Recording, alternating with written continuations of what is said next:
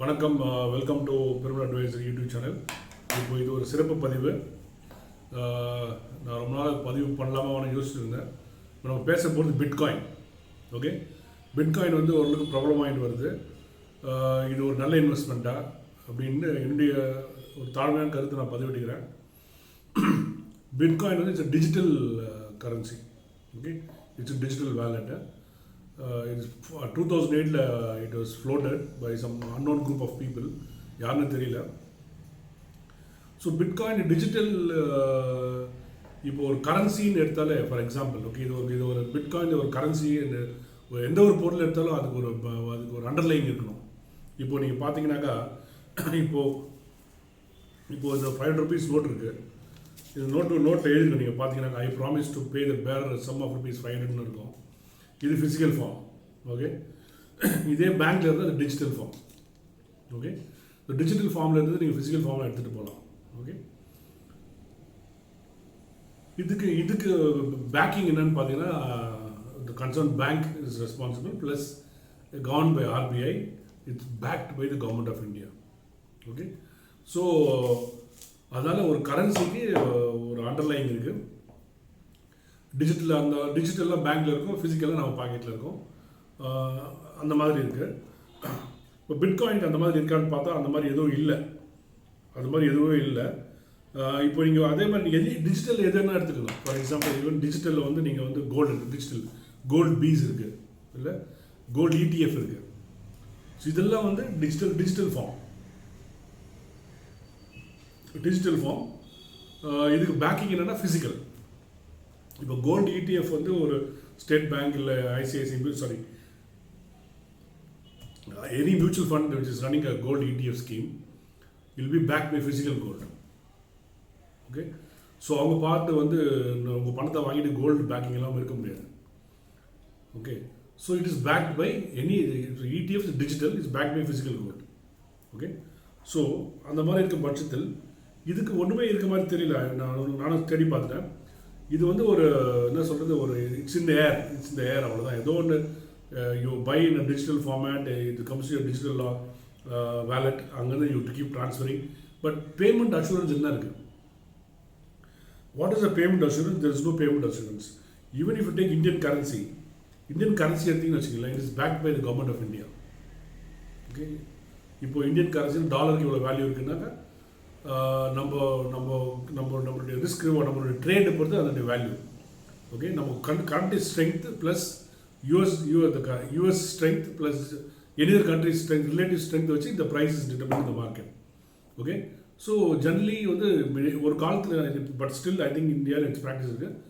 ஒரு காலத்தில் வந்து என்னன்னாக்கா, if you having a currency print பண்ணிங்கனாக்கா it should be back by gold. இப்போ திடீர்னு 1 லட்சம் கோடி கரன்சி பிரிண்ட் பண்ணிங்கனாக்கா 1 லட்சம் கோடி கோல்டு கையில் இருக்கணும்.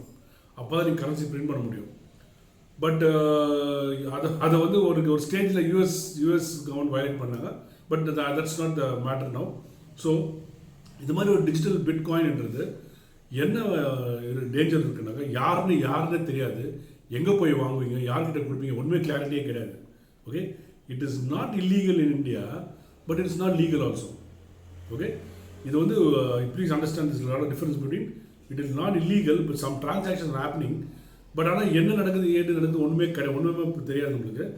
ஸோ பீப்புள் வச்சிருக்கேன்னு சொல்கிறாங்க, இல்லைன்றாங்க. பட் ஒரு வாட் இதில் என்ன மாதிரி பணம் உள்ளே வரனாக்கா மோஸ்ட்லி கேஷ் தான் வரும்.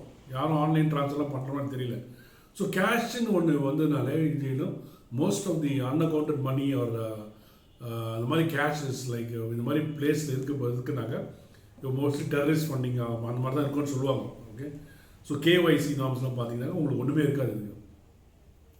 ஸோ பிட்காயினில் வந்து நம்ம இப்போ திடீர்னு கிராஷ் ஆகுதுன்றாங்க, திடீர்னு மேலே போகுதுன்றாங்க.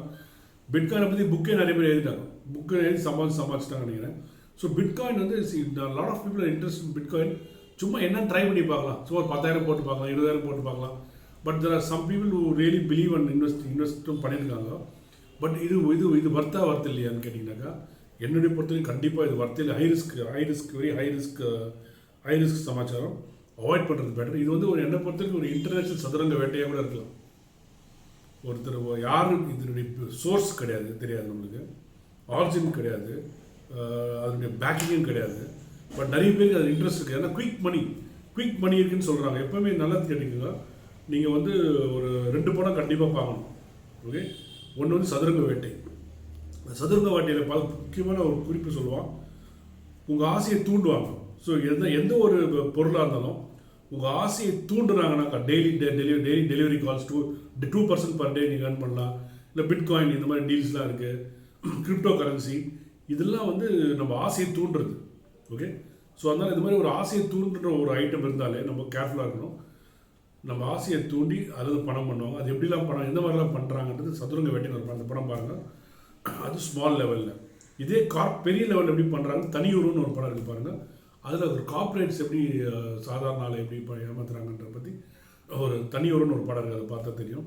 ஸோ அதனால் அதை யார் கேர்ஃபுல்லாக இருக்கணும், ரீட்டைல் இன்வெஸ்டர் நம்ம ரொம்ப ரொம்ப கேர்ஃபுல்லாக இருக்கணும். ஏன்னா நம்ம வீட்டை விட்டு வெளியே வந்தால் நம்ம கிட்ட பணம் எடுக்கிறதுக்கு ஆள் ரெடியாக இருக்கிறாங்க. வெளியே வரலாம் கூட ஃபோன்லேருந்தே எடுக்க ட்ரை பண்ணுறாங்க. எனக்கே ஒரு டிரான்சாக்ஷன் வந்தது, மெசேஜ் வந்தது, ஓடிபி என் கிரெடிட் கார்டு ஓடிபி எனக்கு வந்தது. ஓகே, நான் ஆக்சுவலி டிரைவிங் நான் பார்த்தா நான் கார்டை யூஸ் பண்ணல. அப்போ தென் ஐ பிளாக் த கார்டு.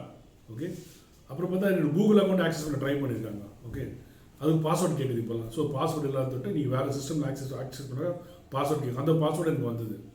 ஸோ அதனால் வந்து நம்ம வந்து ரொம்ப ரொம்ப கேர்ஃபுல்லாக இருக்கணும். அதுவரை இப்போ புதுசாக அப்போ இது உண்மையாக பொய்யான்னு தெரியல. அதாவது அந்த பல பில்லியன்ஸ் இருக்கிற அந்த டிஜிட்டல் லாக்கர் பாஸ்வேர்டு ஒருத்தர் மறந்துட்டாராம். இது என்னென்னு புரியல எனக்கு. இந்த மாதிரிலாம் நியூஸ் வருது. அது நம்புறதுக்கு ஒரு குரூப் இருக்காங்க, என்ன மாதிரி நம்பாத ஆள் குரூப்பாக இருக்கிறாங்க. இதெல்லாம் ஒரு வதந்தி பொருளியாக தான் இருக்க வாய்ப்பு இருக்குதுன்னு நினைக்கிறேன். ஸோ அதனால் வந்து பிட்காயின் வந்து நம்ம ரீட்டைல் இன்வெஸ்டர் வந்து ரொம்ப ரொம்ப கேர்ஃபுல்லாக இருக்கணும். அவாய்ட் பண்ணுறது better. Lot of people invest பண்ணிட்டு இருக்காங்கன்னு நினைக்கிறேன். பட் இது வந்து டேஞ்சர்.